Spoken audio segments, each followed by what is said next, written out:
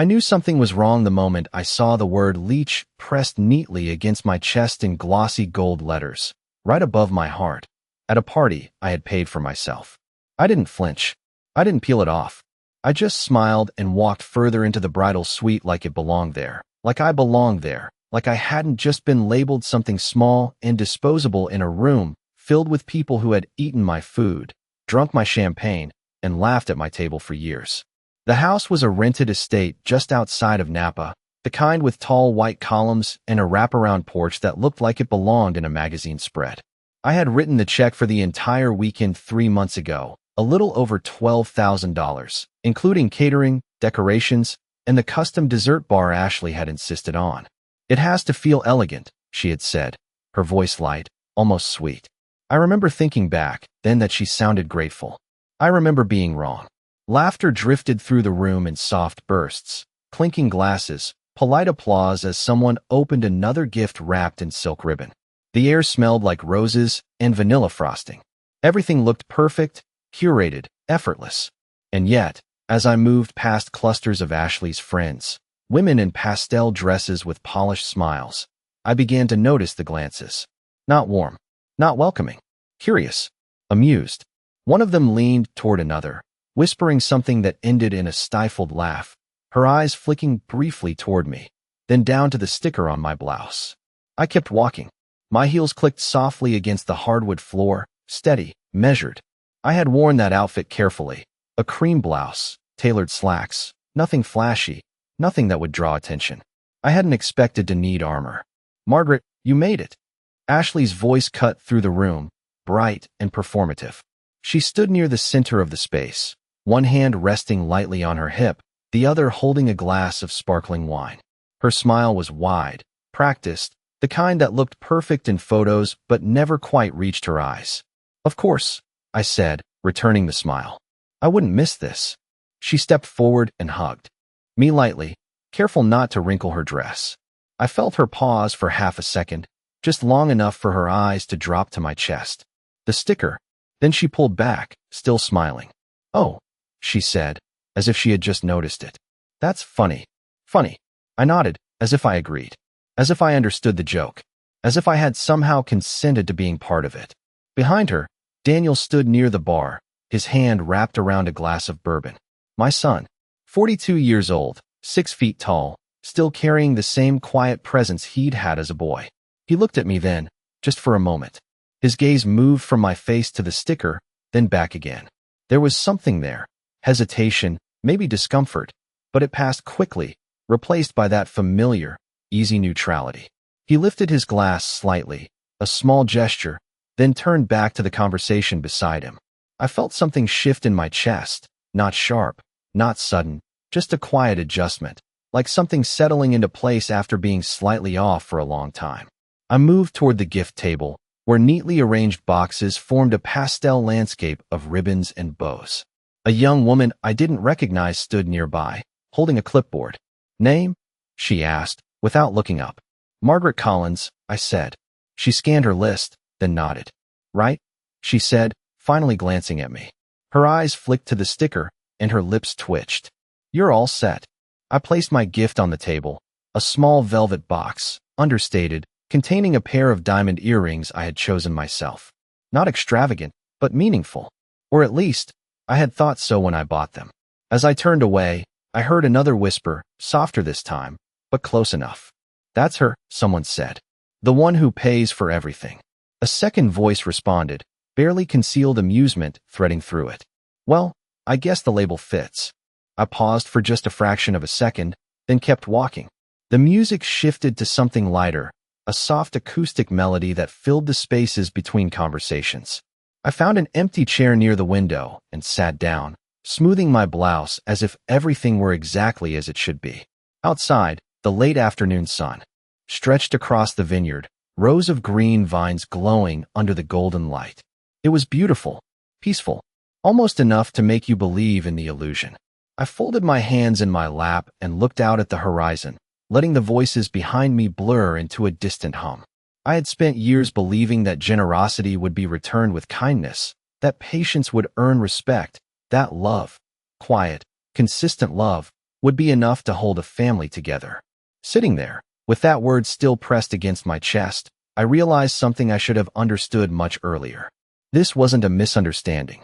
It wasn't a careless joke. It was a pattern. And patterns, once you finally see them, are very hard to ignore. The room continued to hum with soft laughter and the clinking of glassware. But once I sat down, I began to notice how carefully everything had been arranged, not just the flowers or the gifts, but the people, the conversations, even the distance between chairs, as if I had been placed exactly where I was meant to be, visible but not included, present but not welcome. A server passed by with a tray of champagne flutes and paused just long enough for me to take one, his polite smile flickering for a second as his eyes caught the word on my chest, then quickly shifting away as if it were something better left unacknowledged.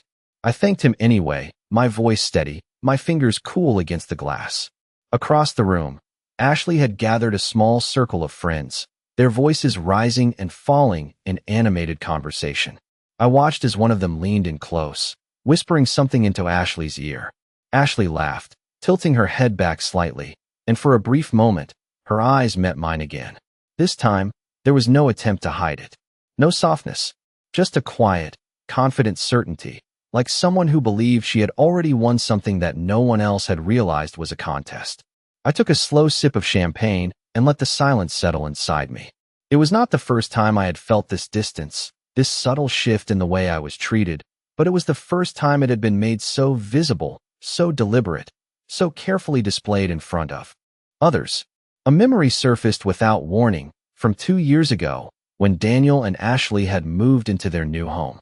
I had stood in the empty kitchen with them, holding a set of keys that I had just handed over, smiling as Ashley thanked me for helping with the down payment. "We could not have done this without you," she had said, her voice warm, her hand briefly touching my arm.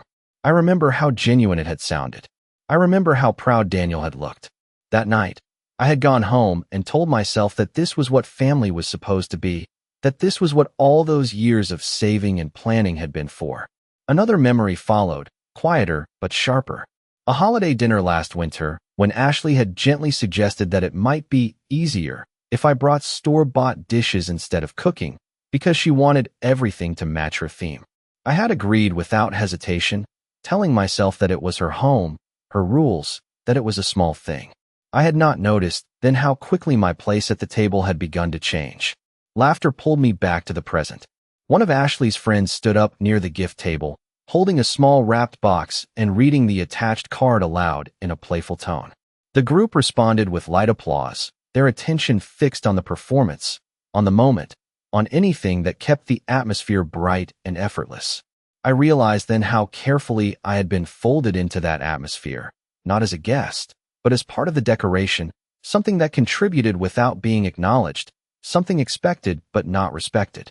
Behind me, 2 voices spoke in low tones, close enough that I could hear them without turning around. "I heard she paid for this entire weekend," one of them said. The other responded with a soft laugh. "Of course she did. That is what she does." There was no malice in the words, not in the way people usually think of it. It was something quieter, more practiced, like a fact that had been repeated often enough that it no longer needed to be questioned. I set my glass down on the small table beside me and folded my hands again, feeling the weight of that realization settle deeper. This was not about one sticker or one party or even one person. It was about a role that had been written for me long ago, one that I had accepted without ever seeing the full script. And now, sitting there with that single word pressed against my chest, I could finally see it clearly, not as an accident, but as something intentional, something built slowly over time, one small moment at a time until it became something undeniable. The longer I sat there, the more the room seemed to rearrange itself around a truth I could no longer ignore, as if every laugh, every glance, every carefully chosen word had been part of something rehearsed, something I had simply never been meant to question until now. I stood slowly, smoothing my blouse once more, not to fix anything but to give my hands something to do, something steady, something controlled. No one stopped me as I moved across the room, weaving gently between clusters of guests who barely shifted to make space, their conversations continuing uninterrupted, as though I were invisible unless I served a purpose. I paused near the long dining table where rows of pastel-colored desserts had been arranged with delicate precision, each one labeled in elegant script. I remembered the tasting session Ashley had insisted on weeks earlier, how she had dismissed my suggestions with a polite smile, explaining that she had a very specific vision. At the time, I had admired her confidence. Now, I recognized it for what it was, certainty that she would never be challenged. "You should try the lemon tarts," a voice said beside me. I turned to find a woman in her early 30s, her posture relaxed, her smile easy but not unkind. She glanced at my chest briefly, then back to my face, her expression unreadable. "They are everyone's favorite," she added. "I am sure they are," I replied softly, though I did not reach for one. She hesitated, as if she might say something else, then simply nodded and walked away. That small exchange lingered longer than it should have, not because of what was said, but because of what was not. Across the room, Ashley called for attention, her voice rising above the conversations with practiced ease. "Okay, everyone," she said, clapping her hands lightly. "Let us gather for a little game before we open more gifts." The guests responded immediately, drifting toward the center of the room, forming a loose circle around her. I remained where I was for a moment, watching as Daniel stepped closer to her side, his hand resting briefly at the small of her back, a gesture that might have once felt reassuring to me, but now only emphasized where his loyalty lay. I joined the group quietly, taking a place near the edge of the circle. Ashley held up a stack of cards, smiling brightly. "We are going to play a little guessing game," she explained. "I asked everyone to write down something they love about marriage, and we're going to see if I can guess who wrote what." Laughter rippled through the group, light and expectant. She began reading the cards one by one, her tone playful, her guesses accompanied by teasing comments that drew more laughter from her friends. It was harmless on the surface, even charming. Then she picked up another card and paused, her smile widening just slightly. "Oh, this one is interesting," she said. "It says, marriage is about knowing who always shows up with a check when things get difficult." A few people chuckled immediately. Someone whispered something that I could not quite catch, but I did not need to. Ashley looked up, her eyes scanning the circle before settling briefly on me. "Now, who would write something like that?" she asked, tilting her head as if the answer were a delightful mystery. The laughter grew louder this time, more confident, less restrained. I felt the weight of their attention shift toward me, subtle but unmistakable, like a spotlight that had been slowly turning in my direction all along. Ashley pretended to consider her options, tapping the card lightly against her chin. "Could it be Margaret?" she said finally, her voice sweet, almost affectionate. There it was. Not hidden, not accidental. A joke, carefully delivered in a room full of witnesses, wrapped in enough charm to make it seem harmless, but pointed enough to land exactly where it was intended. I met her gaze, holding it for a moment longer than necessary, my expression calm, my posture unchanged. "It sounds like something practical," I said evenly, neither confirming nor denying, offering nothing more than what was required. The group laughed again, satisfied, the moment passing as quickly as it had arrived. Ashley smiled, pleased, and moved on to the next card, her attention shifting, her performance continuing. But something had settled inside me now, something firm and unshakable. This was no longer a question of misunderstanding or oversight. It was a pattern spoken out loud, repeated in front of others, reinforced with every laugh that followed. And as I stood there among them, I understood that they were not testing me to see if I would react. They already believed they knew the answer. The laughter softened after the game ended, dissolving into smaller conversations that spread across the room again. But something had already shifted for me in a way that could not be undone, something quiet but absolute, like a door closing without a sound.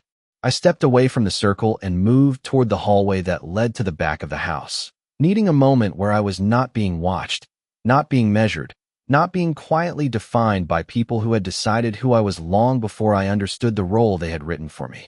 The hallway was lined with tall mirrors and framed photographs of vineyards at sunset, curated images meant to suggest warmth and legacy. I paused in front of one of the mirrors and looked at my reflection, really looked this time, not just at the sticker or the surface, but at the woman beneath it, the one who had spent decades building something she believed would last. 68 years old, silver hair neatly styled, posture still straight, eyes clear. Not weak, not unaware, just late to the truth. I reached up slowly and touched the edge of the sticker, but did not remove it. Not yet. It had become something else now, not just an insult, but evidence. Voices drifted from the adjoining room. Quieter here, but still clear enough to follow.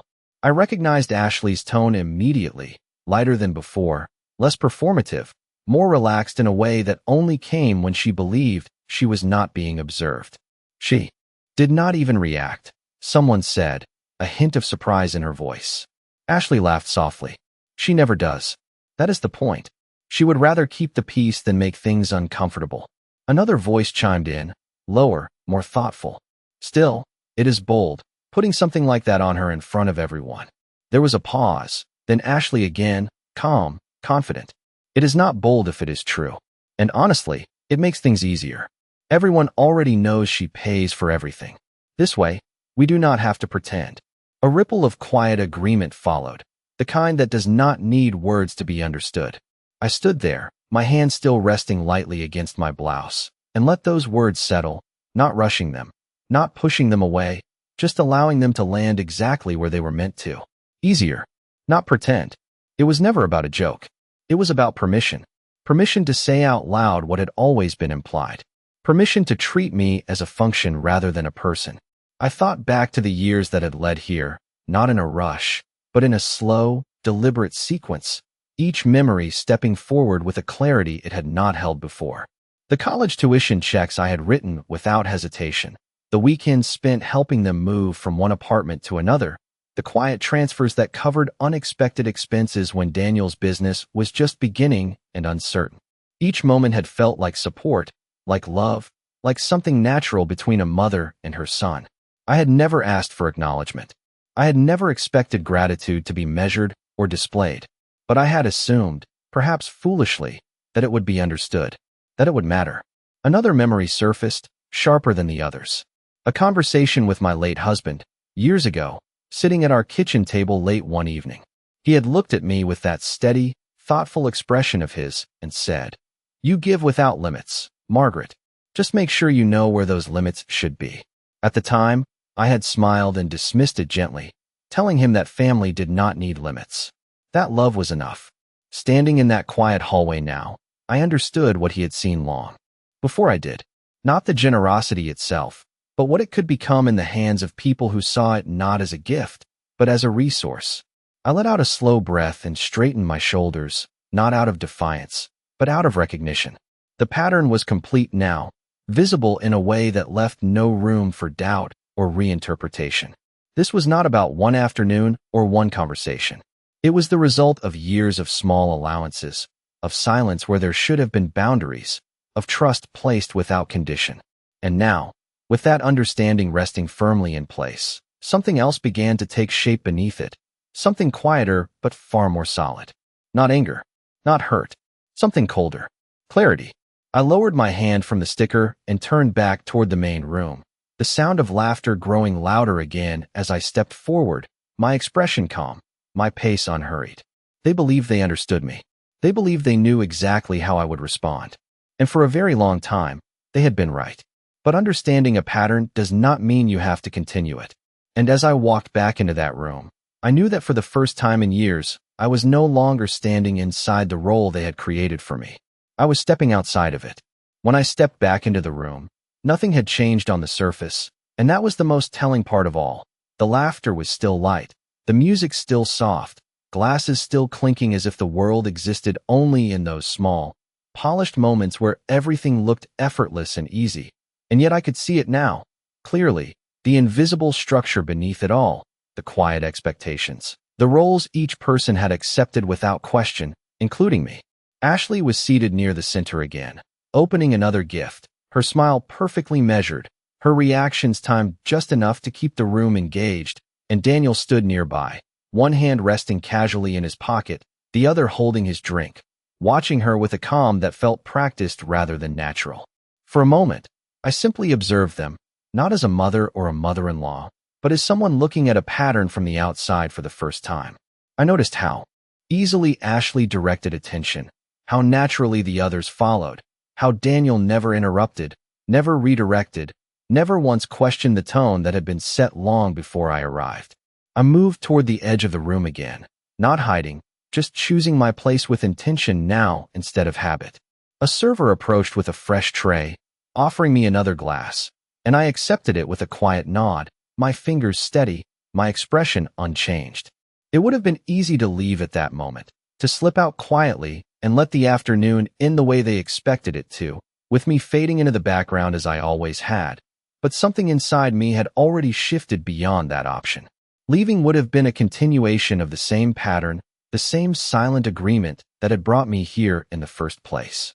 And I was no longer willing to participate in that without question. I took a slow sip and let my gaze move across the room again, this time not searching for meaning, but confirming what I already understood. Every detail aligned. Every interaction reinforced the same quiet truth, and instead of feeling overwhelmed by it, I felt something else take its place, something steadier, something that did not demand immediate action but refused to be ignored. I thought again of my husband's words, of the limits he had gently warned me about, and for the first time, I did not dismiss them as unnecessary caution. I saw them as something precise, something I had overlooked not because I did not understand, but because I did not want to believe it applied to my own family. I set the glass down carefully on a nearby table and adjusted the sleeve of my blouse, not to hide the sticker, but to feel its presence one more time, to acknowledge it fully for what it represented. Not just an insult, but a decision, one that had been made long before today, and simply revealed in a way that could no longer be denied.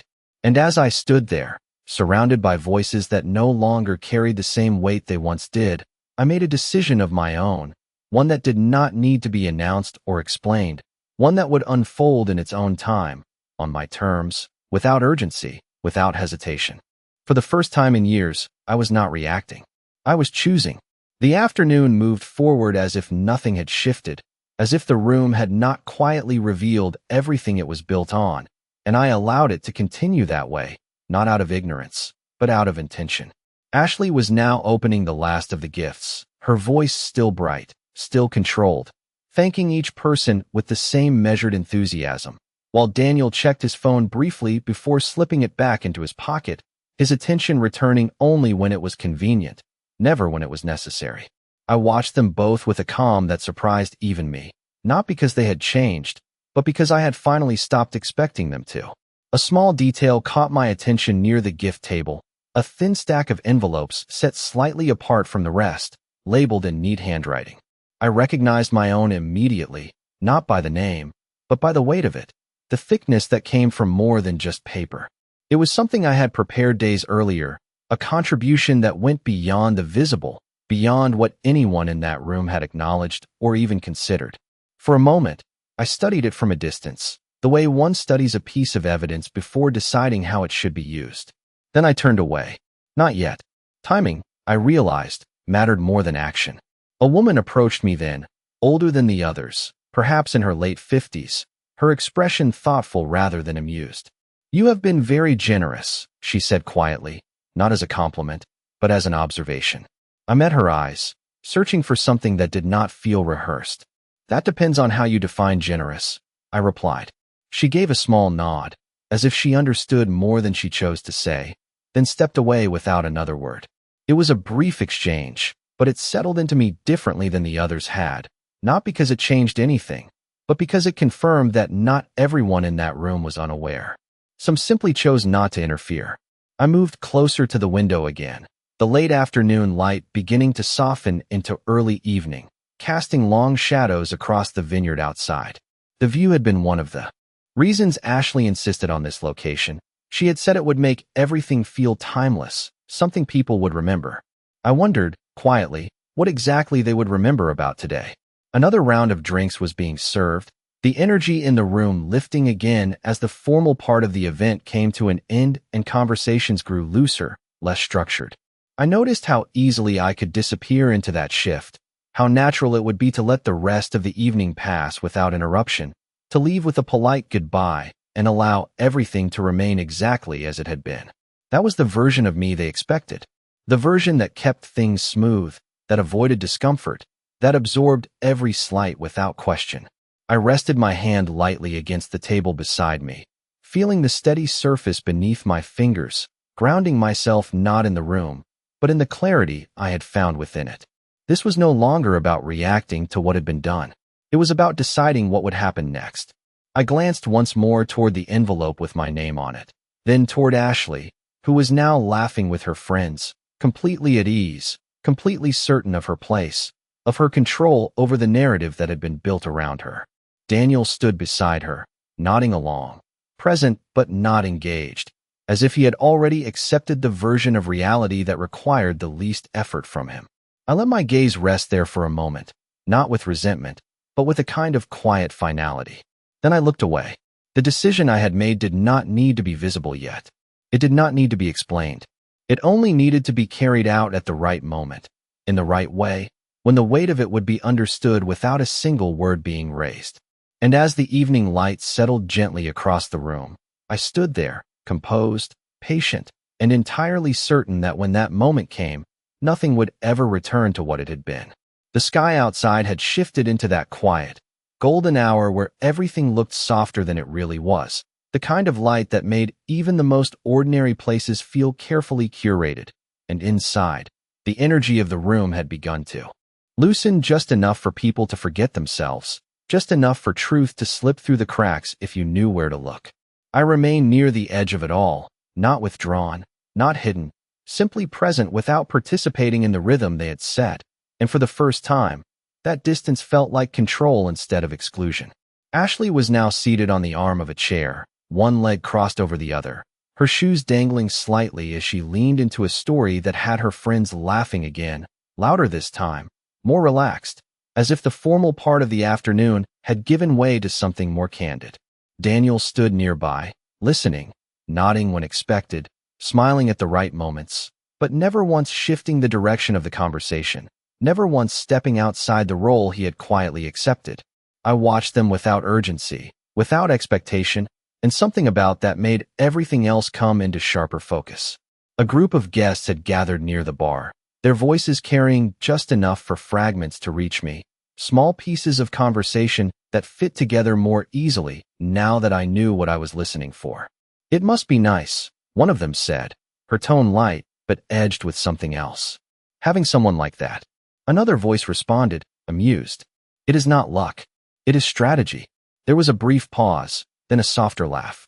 "Well, it is working." I did not turn toward them. I did not need to. The words were not meant for me, but they were about me, and that distinction no longer mattered the way it once might have. Instead, I let them settle, another confirmation layered onto the pattern I had already seen. My gaze moved once more to the envelope with my name on it, still resting exactly where I had left it, untouched, unnoticed, its presence quiet but significant. I had prepared it carefully, not as a gesture of obligation, but as something deliberate, something that reflected the role I had believed I held in this family. Now, it had become something else entirely. Not a gift, a choice. I walked toward it slowly, not drawing attention, simply moving with the same calm precision I had carried all afternoon. No one stopped me. No one asked what I was doing. Why would they? I had always moved freely within these spaces, always trusted, always expected to contribute without question. I reached the table and rested my fingers lightly on the edge of the envelope, feeling its weight, its finality. For a moment, I simply stood there, allowing the room to continue around me, allowing the laughter, the conversations, the carefully maintained atmosphere to remain untouched by what was about to shift beneath it. Then, without hesitation, I lifted it. The motion was small, almost invisible, but to me, it marked something definitive. I did not open it. I did not hand it over. I simply held it, letting the decision settle fully into place. Across the room, Ashley glanced in my direction briefly, her expression unchanged, her confidence intact. She had no reason to question anything. Not yet.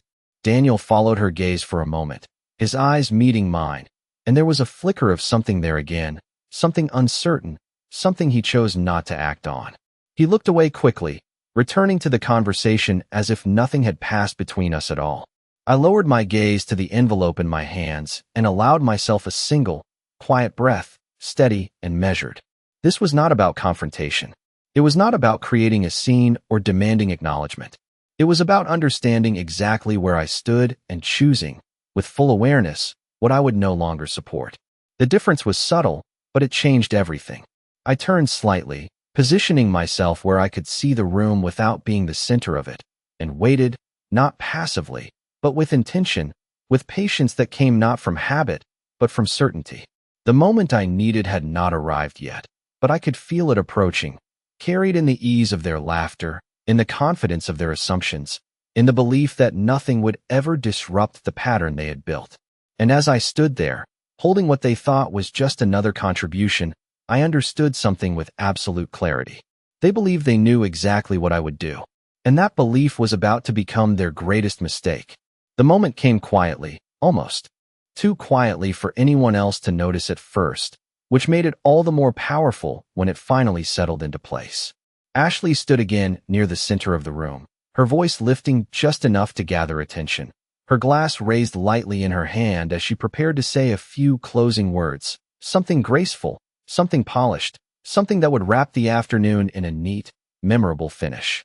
The conversation softened, the laughter dimmed, and all eyes turned toward her with easy expectation. I remained where I was for a second longer, feeling the envelope steady in my hand, its weight no longer uncertain but deliberate, chosen. Then I stepped forward. Not abruptly, not dramatically, just enough to shift the line of sight, just enough to be seen without asking for permission. Ashley paused for the smallest fraction of a second when she noticed me, her smile holding, her composure intact, but her rhythm slightly interrupted. "Margaret," she said, her tone still light, still controlled. "Did you want to add something?" It was offered as courtesy, as politeness, but beneath it was the assumption that whatever I said would fit neatly within the role they had already assigned to me. I met her gaze, calm and steady, and nodded once. "Just briefly," I said. My voice did not rise. It did not need to. The room had already quieted enough. I held up the envelope slightly, not as a display, but as acknowledgement. I had planned to leave this here today. I continued, my words measured, clear. Something to contribute. Something to support what you were building. A few heads nodded faintly, as if this confirmed exactly what they expected. I let that settle for a second before continuing. But I realized something this afternoon. I paused, not for effect, but to choose the words that did not need explanation. Support should not come without respect, and contribution should not be mistaken for obligation.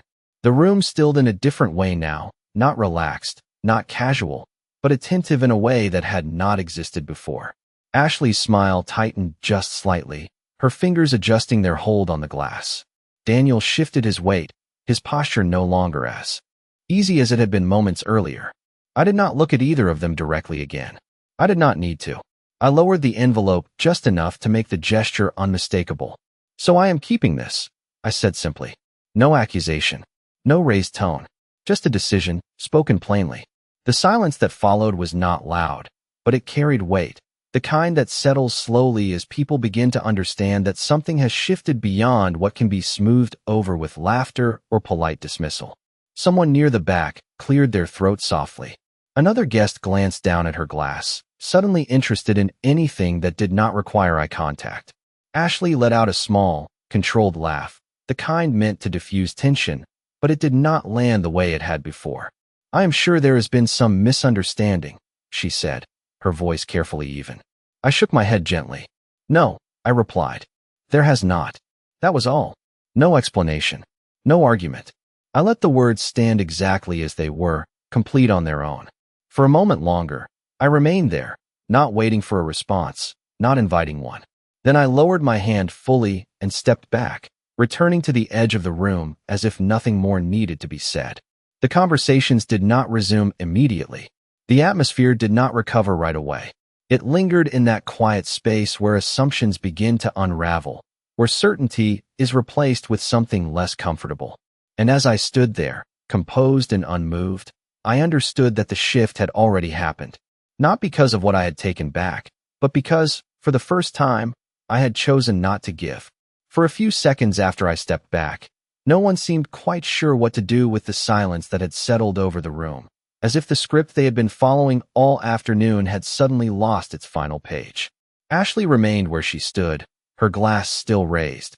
Her smile held in place just a moment too long before it began to fade at the edges, not dramatically, not enough for anyone to call it out, but enough that the effort behind it became visible. Daniel shifted beside her again, this time more noticeably, his hand dropping from his pocket as if he might say something, as if he might step in and smooth over what had just happened, but he did not. He looked at me instead, really looked this time, and whatever he expected to find there, it was not what he saw. I gave him nothing to work with. No apology, no anger, just a calm that did not invite negotiation. Someone near the bar let out a small, uncertain laugh, the kind people use when they are not sure if they are allowed to move on yet. Another voice followed, softer, attempting to restart the rhythm of the room, but it did not quite catch. The ease was gone now, replaced by something more fragile, something that required effort to maintain. Ashley lowered her glass slowly and cleared her throat, her voice returning, but without the same effortless control it had carried before. "Well," she said, her tone carefully light, "I think we can all agree this has been a memorable afternoon." A few polite smiles appeared, a few nods, but the laughter did not return. It lingered just out of reach, like something that had decided not to come back. I did not stay to see how they would rebuild it. There was no need. I picked up my handbag from the chair where I had left it earlier, the motion simple, unhurried, and turned toward the door. No one stopped me. No one called my name. Not because they did not see me leaving, but because they did not know what to say that would fit into the version of events they had been expecting. As I walked through the hallway again, past the mirrors and the carefully framed photographs, I caught my reflection one last time. The sticker was still there, slightly creased now at the edges, its gold lettering no less visible than it had been when I first noticed it.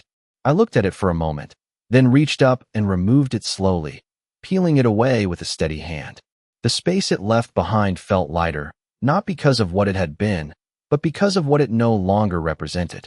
I folded it once and slipped it into my handbag, not as something to keep, but as something I might need to remember. Outside, the air had cooled, the evening settling gently over the vineyard, the sky stretching wide and open above the rows of vines. I took a slow breath and let it out, feeling the quiet settle around me in a way that the house behind me no longer could.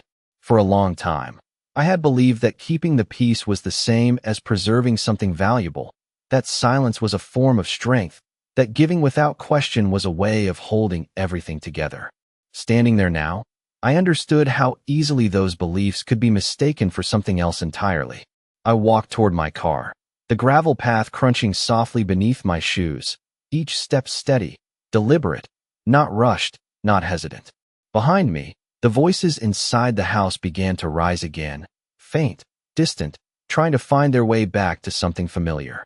But I no longer needed to hear them clearly. I no longer needed to interpret them or fit myself within them. I reached my car and paused for a moment before opening the door, allowing myself one final glance back at the house, at the windows glowing warmly in the fading light.